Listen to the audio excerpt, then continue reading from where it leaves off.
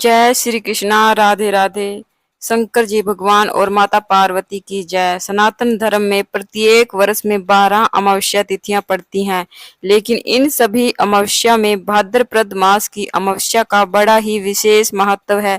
इस मास की अमावस्या को पिठोरी अमावस्या के नाम से जाना जाता है। आज के दिन पिठोरी अमावस्या की कथा सुनने और पूजा पाठ करने से शनि दोष, काल सर्प दोष और पितृ दोष से मुक्ति मिलती है तथा भगवान श्री लक्ष्मी नारायण जी की कृपा से पितृ प्रसन्न होते हैं और जीवन में सुख शांति तथा आर्थिक समृद्धि की प्राप्ति होती है। आज मैं आपको सुना रही हूँ पिठोरी अमावस्या की बड़ी ही दुर्लभ कथा। तो इन कथाओं को बड़े ही श्रद्धा और प्रसन्नचित्त मन से पूरा अवश्य सुनिएगा। बहुत समय पहले की बात है। एक परिवार में 7 भाई थे और सभी का विवाह हो चुका था। सबके छोटे छोटे बच्चे भी थे। परिवार की सलामती के लिए सातों भाइयों की पत्नियां पिठोरी अमावस्या का व्रत रखना चाहती थी, लेकिन जब पहले साल बड़े भाई की पत्नी ने व्रत रखा तो उनके बेटे की मृत्यु हो गई। दूसरे साल फिर एक और बेटे की मृत्यु हो गई और 7वें साल भी ऐसा ही हुआ। तब बड़े भाई की पत्नी ने इस बार अपने मृत पुत्र का शव कहीं छुपा दिया। गांव की कुल देवी माँ पोलेरमा उस समय गांव के लोगों की रक्षा के लिए पहरा दे रही थी।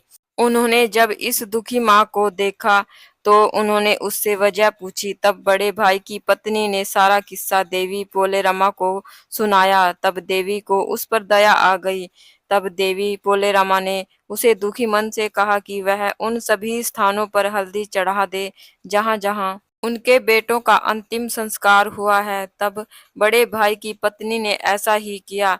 जब वह घर लौटी तो सातों पुत्रों को जीवित देखकर बहुत खुश हुई और उसकी खुशी का कोई ठिकाना नहीं रहा। तभी से उस गांव की हर माता अपनी संतान की लंबी उम्र की कामना से पिठोरी अमावस्या का व्रत रखने लगी। आज के दिन ये कथा सुनी और पढ़ी जाती है। पिठोरी अमावस्या की कथा के अनुसार माता पार्वती ने स्वर्ग के देव राजा इंद्र की पत्नी को पिठोरी अमावस्या के व्रत के महत्व के बारे में बताया था। माता पार्वती ने कहा था कि इस व्रत से बच्चों को सुख समृद्धि मिलती है और वे बहादुर भी बनते हैं। अब आइए मैं आपको सुनाती हूँ पिठोरी अमावस्या की दूसरी कथा, जिसके सुनने से ही व्रत पूर्ण माना जाता है। पुरानी कथाओं के अनुसार एक साहूकार के 7 बेटे और 7 बहुओं के साथ एक बेटी भी थी। साहूकार के घर में रोज एक जोगी आता था, जिसे साहूकार की बहू भिक्षा देती थी। उस जोगी को जब साहूकार की बेटी भिक्षा देने आती थी तो वह उससे भिक्षा नहीं लेता था और कहता था कि तेरे भाग्य में सुहाग की जगह दुहाग लिखा है। लड़की को उस जोगी की यह बात सुनकर बहुत बुरा लगा और एक दिन वह अपनी माँ से रोते रोते जोगी की बात बताती है। सारी बात सुनकर माँ कहती है कि कल जब जोगी आएगा तब मैं सुनती हूँ कि वह क्या कहता है और क्यों कहता है।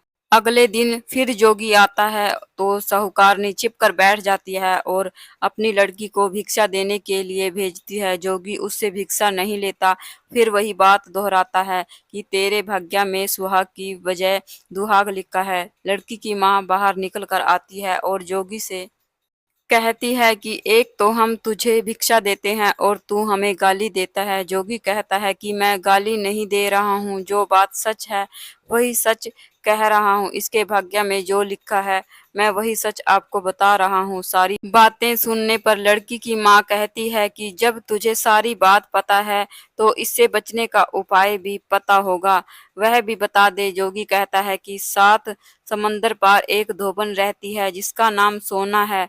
वह अमावस्या का व्रत करती है। अगर वह आकर इसे फल दे दे तो इसका दुहाग टल सकता है, अन्यथा विवाह के समय सर्प के काटने से इसके पति की मृत्यु हो जाएगी। सारी बात सुनकर माँ रोने लगी और सोना धोबिन की तलाश में निकल गई। चलते चलते रास्ते में तेज धूप पड़ रही थी, जिससे बचने के लिए वह एक पीपल के वृक्ष के नीचे बैठ गई। उसी वृक्ष पर एक गरुड़ के बच्चे अपने घोंसले में रहते थे। एक सांप आया और गरुड़ के बच्चों को खाने के लिए लपका, लेकिन साहूकारनी ने उस सांप को मारकर बच्चों की रक्षा की। कुछ देर बाद गरुड़नी आई और सब जगह खून देखकर साहूकारनी को चोंच से मारने लगी। साहूकारनी बोली कि एक तो मैंने तेरे बच्चों को सांप से बचाया है और तू मुझे ही मार रही है। सारी बातें जानने पर गरुड़नी बोली कि तूने मेरे बच्चों की रक्षा की है, इसलिए मांग जो चाहती है। साहूकारनी गरुड़नी से कहती है कि मुझे 7 समुंदर पार सोना धोबिन के यहाँ छोड़ दो। गरुड़नी ने वैसा ही किया। साहूकारनी को वहां पहुंचा तो दिया, लेकिन साहूकारनी सोचने लगी कि इसे कैसे मनाऊं। सोना धोबन की भी 7 बहुएं थी, लेकिन घर के काम करने के लिए सदा आपस में ही लड़ती रहती थी। रात को जब सब सो जाते थे, तब साहूकारनी सोना धोबन के घर को जाती और उसका सारा काम चुपके से कर देती। उजाला होने से पहले ही चली आती। सारी बहुएं आपस में सोचती कि कौन सी बहू है जो सारा काम कर देती है, लेकिन एक दूसरे से पूछने की हिम्मत किसी की भी नहीं होती। एक दिन सोना धोबिन ने भी सोचा कि आजकल बहुएं लड़ती भी नहीं और काम सारा हो जाता है। सोना धोबिन ने सारी बहुओं को बुलाया और पूछा कि आजकल तुम लड़ती भी नहीं हो और घर का सारा काम भी हो जाता है। सोना धोबिन ने अपनी बहुओं से पूछा, घर का सारा काम कौन करता है? बहुएं सास से झूठ कहती हैं, लड़ाई करने से क्या फायदा, इसलिए हम मिलकर काम कर लेते हैं।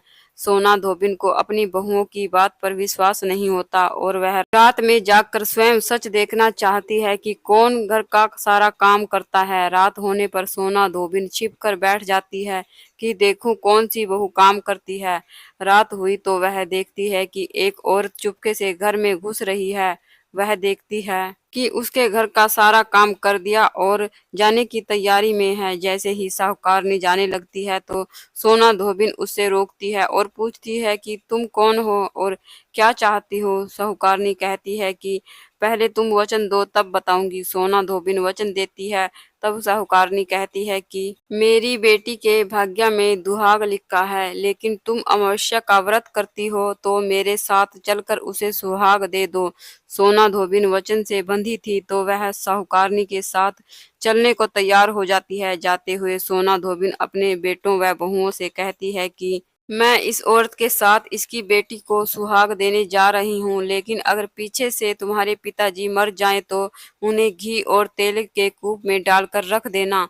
सोना धोबिन साहूकारनी के घर पहुंच जाती है। साहूकारनी अपनी बेटी का विवाह करती है तो फेरों के समय सोना धोबिन कच्चा करवा दूध तथा तार लेकर बैठ जाती है। कुछ समय बाद सांप आया और दूल्हे को डसने लगा तो सोना धोबिन ने करवा आगे कर दिया, तार से सांप को बांध दिया और सांप मर गया। अब सोना धोबिन ने लड़की को सुहाग दिया और कहा कि अब तक मैंने जितनी अमावस्या की है वह साहूकार की इस लड़की को मिलेगा। अब आगे जो अमावस्या मैं करूंगी उनका फल मेरे पति को और मेरे बेटों को मिलेगा। सभी लोग अमावस्या माता की जय जयकार करने लगे। सोना धोबिन अपने घर वापस जाने को तैयार हुई तो साहूकारनी ने कहा कि तुमने मेरे जमाई को जीवन दान दिया है, इसलिए तुम जो चाहोगी मांग लो।